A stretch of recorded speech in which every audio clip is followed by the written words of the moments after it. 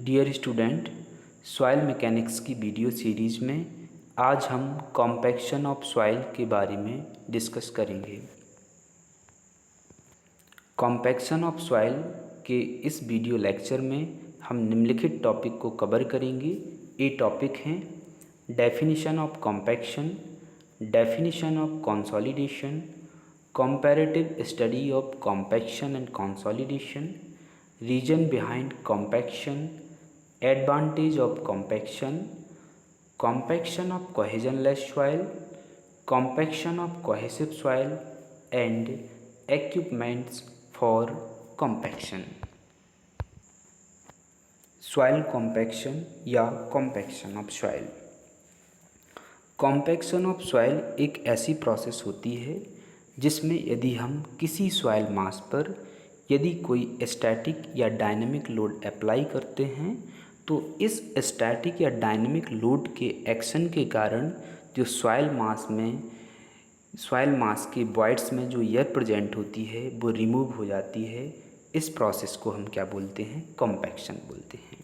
यदि हम सिंपल शब्दों में कहें तो compaction is the process of removing air voids from the soil mass due to application of external load.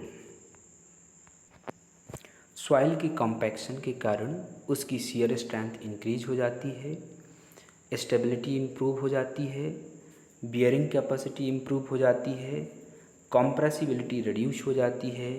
इसके साथ ही परमेबिलिटी ऑफ सॉइल भी कम हो जाती है। अब हम इन सभी चीज़ों के बारे में समझते हैं।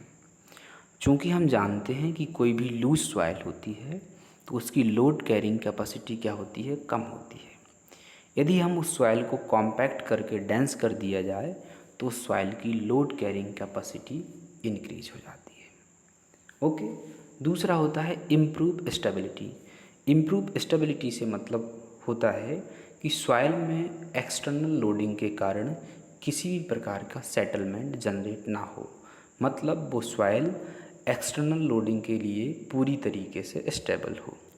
अब मान लीजिए कोई भी सॉइल है वो लूज कंडीशन में है और यदि उसके ऊपर कोई कंस्ट्रक्शन कर दिया जाए तो उस कंस्ट्रक्शन के लोड के कारण उस सॉइल में लार्ज सेटलमेंट जनरेट होगा। अब इस लार्ज सेटलमेंट को रोकना है तो हमें उस सॉइल का क्या करना पड़ेगा?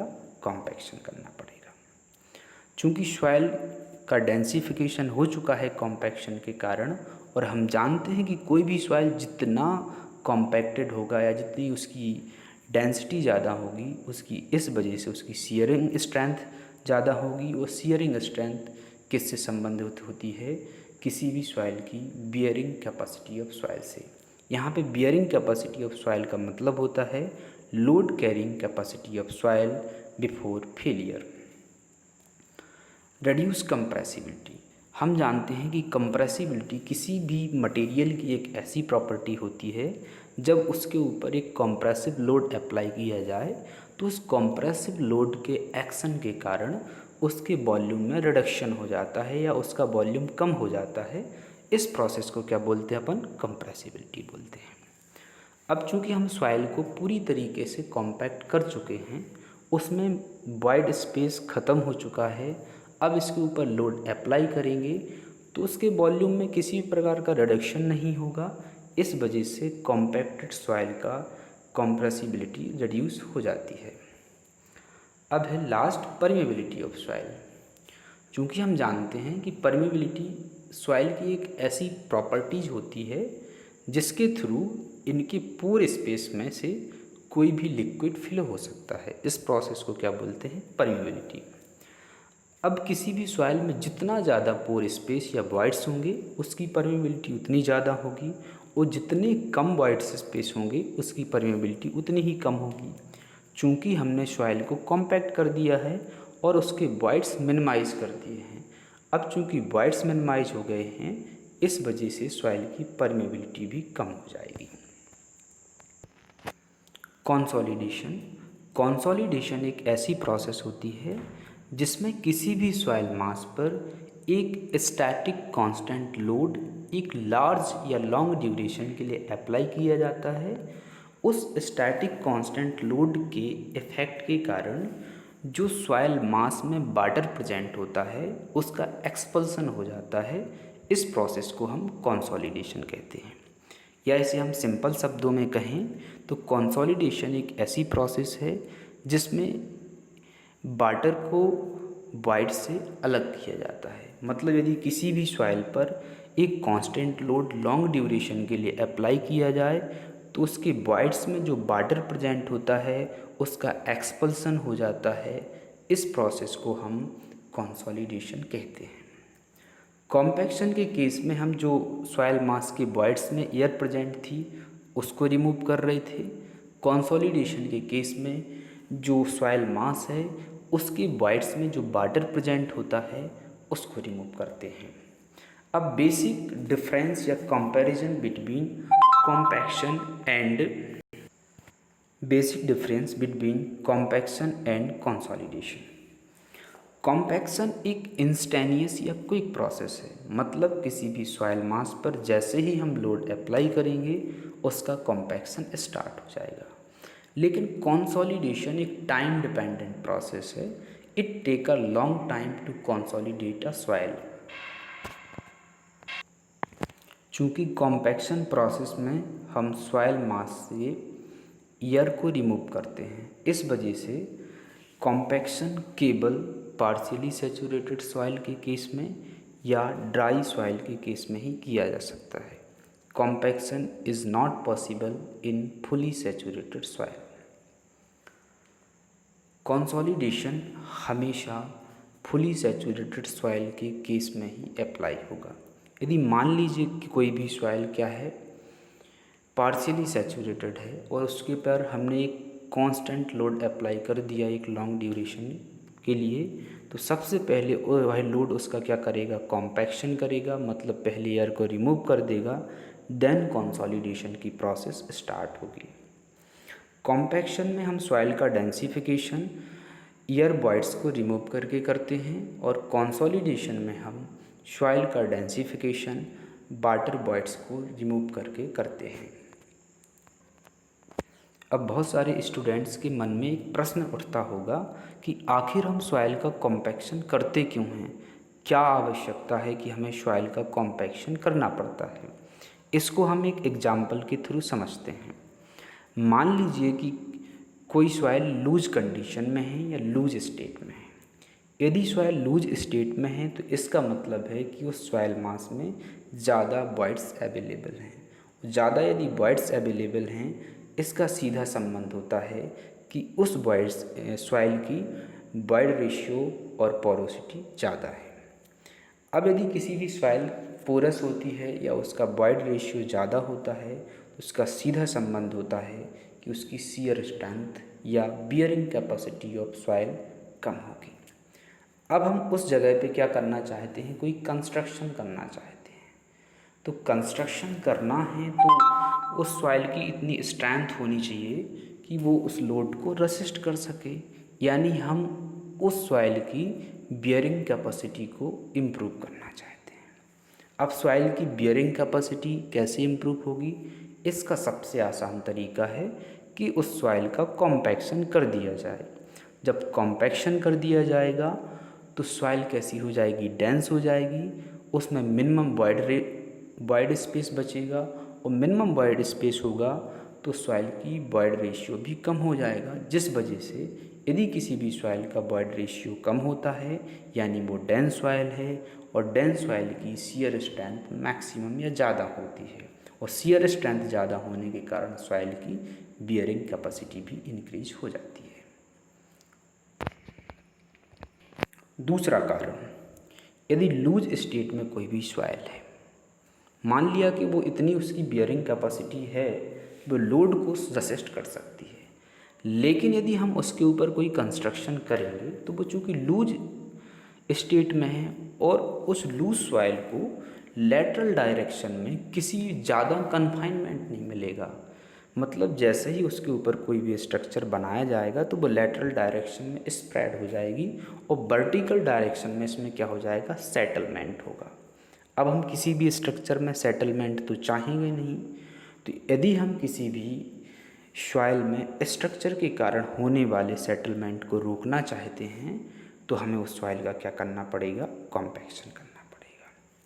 अब तीसरी कंडीशन समझते हैं। मान लीजिए कोई भी सॉइल साइट कंडीशन में सॉइल कैसी है, ब्लैक कॉटन सॉइल है। अब हम जानते हैं कि ब्लैक कॉटन सॉइल में एक मिनरल पाया जाता है मोंटमोरिलोनाइट। यदि मोंटमोरिलोनाइट वाटर के कांटेक्ट में आता है तो यह इस ब्लैक कॉटन सॉइल को सॉइल करने की कोशिश करता है। मतलब जैसे ही काली मिट्टी पानी के संपर्क में आएगी उसमें स्वेलिंग स्टार्ट हो जाएगी। ठीक है, तो इस स्वेलिंग को हम प्रिवेंट करना चाहते हैं, रोकना चाहते हैं, इसलिए हमें वहाँ पे क्या करना पड़ेगा, कॉम्पैक्शन करना पड़ेगा। चूँकि यदि soil black cotton soil compacted नहीं होगी तो उसमें वॉइड रेशियो ज़्यादा होगा।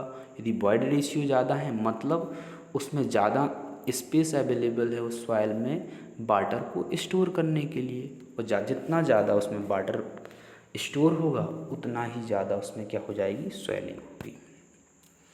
तो यदि हम किसी भी ब्लैक कॉटन सॉइल में स्वेलिंग को रोकना चाहते हैं तो हमें उसका क्या करना पड़ेगा, कॉम्पैक्शन करना पड़ेगा। Advantage of compaction. अब हम यदि किसी भी सॉइल का कॉम्पैक्शन कर देते हैं तो हमें कौन कौन से फ़ायदे हो सकते हैं। पहला, हम सेटलमेंट को रोक सकते हैं। दूसरा, सॉइल की स्ट्रेंथ और स्टेबिलिटी को बढ़ा सकते हैं। तीसरा, किसी भी सॉइल की लोड कैरिंग कैपेसिटी को इम्प्रूव कर सकते हैं। चौथा, सॉइल में होने वाली फ्रस्ट्रेक्शन, स्वेलिंग और श्रिंकेज को भी कंट्रोल किया जा सकता है। Compaction of cohesionless soil. Generally जो हमारी कोहेजनलेस सॉइल होती है वो 3 स्टेज में हो सकती है। पहला लूज एंगुलर सॉइल, दूसरा डेस एंगुलर सॉइल और तीसरा होता है honeycomb stage of cohesionless soil. अब चूँकि हमें जो अपनी लूज एंगुलर सॉइल है या हनीकॉम्ब स्टेट में जो कोहेजनलेस सॉइल होती है, इसकी एक प्रॉपर्टी हमें पता है इसके सॉइल स्ट्रक्चर के कारण कि यह वाइब्रेशन के लिए बहुत ज़्यादा सेंसिटिव होती है। यदि हम लूज सॉइल या हनीकॉम्ब स्ट्रक्चर वाली सॉइल का वाइब्रेशन करें तो इसमें बहुत ज़्यादा सेटलमेंट ऑकर होता है। हम इसी प्रॉपर्टी का उपयोग क्या करेंगे, उस सॉइल को डेंस बनाने के लिए करेंगे या उसका कॉम्पैक्शन करने के लिए करेंगे।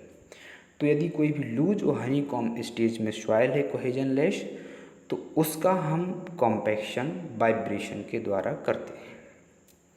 अब इसमें एक मीडियम में फाइन सैंड हो तो इसमें एक प्रॉब्लम है कि हमने ये बता दिया कि लूज हनीकॉम्ब स्टेज में जो सॉइल है उसका कॉम्पैक्शन किसके द्वारा किया जाएगा, वाइब्रेशन के द्वारा किया जाएगा। लेकिन जो मीडियम और फाइन सैंड में एक प्रॉब्लम होती है कि इसका कॉम्पैक्शन हम वाइब्रेशन के द्वारा नहीं कर पाते हैं या हमें प्रॉब्लम होती है। क्यों होती है मैं इसको बताता हूँ। क्योंकि जो फाइन सैंड रहती है उसमें कैपिलरी एक्शन के कारण वाटर राइज कर जाता है। अब कैपिलरी एक्शन का मेन प्रिंसिपल या इफ़ेक्ट यह है कि वह सॉइल की इफ़ेक्टिव स्ट्रेस को इंक्रीज कर देता है, और यदि किसी भी सॉइल की इफ़ेक्टिव स्ट्रेस इंक्रीज होती है यानी उसकी शियर स्ट्रेंथ इंक्रीज हो रही है ऑटोमेटिकली। अब हम तो भैया वाइब्रेशन करना चाहते हैं, उसके वॉइड्स को कम करना चाहते हैं, लेकिन कैपिलरी एक्शन के कारण उसमें एडिशनल शियर स्ट्रेंथ आ गई है। तो ये कॉम्पैक्शन के लिए क्या करेगा, रेसिस्टेंस ऑफर करेगा। इसलिए फाइन सैंड के केस में वाइब्रेशन के द्वारा कॉम्पैक्शन थोड़ी कॉम्प्लिकेटेड होता है।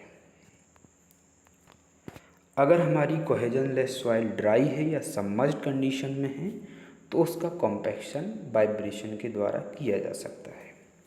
जितनी भी कोहेजनलेस सॉइल होती हैं उसका यदि हम स्टैटिक लोडिंग के कारण कॉम्पैक्शन करना चाहें तो बहुत कम हो पाता है। मतलब कोहेजनलेस सॉइल का जब भी कॉम्पैक्शन किया जाएगा उसमें मेन फोर्स क्या रहेगा, vibrations. Compaction of cohesive soil. अब कोहेजनलेस सॉइल का कॉम्पैक्शन किसके कारण किया जाता था, वाइब्रेशन के कारण होता है। लेकिन जो कोहेसिव सॉइल होती है जनरली ब्लैक कॉटन सॉइल, इसमें वाइब्रेशन इफेक्टिव नहीं रहता है। कितना भी वाइब्रेशन कर दो उसका किसी भी प्रकार का कॉम्पैक्शन नहीं होगा, या होगा तो नेग्लिजिबल होगा। तो इस केस में हम क्या लगाते हैं, इस पर डायनेमिक लोडिंग या अलग टाइप की रोलर्स का उपयोग करते हैं कोहेसिव सॉइल का कॉम्पैक्शन करने के लिए। जनरली ब्लैक कॉटन सॉइल या कोहेसिव सॉइल का अपन को क्या करना हो, कॉम्पैक्शन करना हो, तो हम इसमें सीप फुट रोलर का उपयोग करते हैं। किसका उपयोग करते हैं? सीप फुट रोलर का उपयोग किया जाता है। और चूँकि जो कोहेसिव सॉइल होती हैं बिफोर कॉम्पैक्शन, इसका स्ट्रक्चर कैसा होता है, फ्लोकुलेटेड नेचर का होता है, और जैसे ही इसका कॉम्पैक्शन किया जाएगा तो यह डिस्पर्स्ड स्ट्रक्चर में कन्वर्ट हो जाता है। इक्विपमेंट ऑफ कॉम्पैक्शन, या ऐसे इक्विपमेंट जिनका कॉम्पैक्शन के लिए उपयोग किया जाता है निम्नानुसार है। इनको जनरली हम दो कैटेगरीज में बांटते हैं, लाइट कॉम्पैक्टिंग इक्विपमेंट और दूसरा होता है हैवी सॉइल कॉम्पैक्टिंग इक्विपमेंट। तो लाइट कॉम्पैक्टिंग इक्विपमेंट तीन प्रकार के होते हैं जनरली। एक होता है रैमर, दूसरा वाइब्रेशन प्लेट, तीसरा होता है vibro tempers. Rammer generally manually operated होता है। ओके, वाइब्रेशन प्लेट या इसको सरफेस वाइब्रेटर भी कहा जाता है। इसका जनरली उपयोग जैसे रोड कंस्ट्रक्शन में डिफरेंट लेयर्स होती हैं जो रोड का, उनको कंपैक्ट करने के लिए उपयोग किया जाता है। तीसरा है वाइब्रो टेम्पर्स। वाइब्रो टेम्पर्स एक ऐसा वाइब्रेटर होता है, इसका उपयोग ऐसी जगह पे सॉइल का कॉम्पैक्शन करने के लिए किया जाता है जहाँ पे स्पेस कम हो। फॉर एग्जांपल यदि जैसे कॉलम में अपन कंक्रीट भर रहे हो, वहाँ पे यदि अपन को कॉम्पैक्शन करना है तो वाइब्रो टेम्पर का उपयोग कर लेंगे। हैवी सॉइल कॉम्पैक्शन इक्विपमेंट, इसमें होता है स्मूथ व्हील रोलर, सिंपल, या दूसरा होता है वाइब्रेटिंग स्मूथ व्हील रोलर। मतलब विदाउट वाइब्रेटिंग हो सकता है या विद वाइब्रेटिंग होता है। दूसरा होता है सीप फुट रोलर्स, इसका उपयोग ब्लैक कॉटन सॉइल के कॉम्पैक्शन के लिए किया जाता है।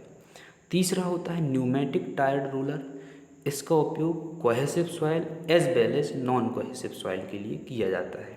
जो स्मूथ व्हील रोलर होता है इसका उपयोग केवल नॉन कोहेसिव सॉइल के कॉम्पैक्शन के लिए किया जाता है। चौथा होता है ग्रिड रोलर, और पांचवा होता है पैड फुट या टैंपिंग रोलर। यदि आपको ये वीडियो इन्फॉर्मेटिव लगता है तो कृपया हमारे चैनल को लाइक, शेयर और सब्सक्राइब कीजिए।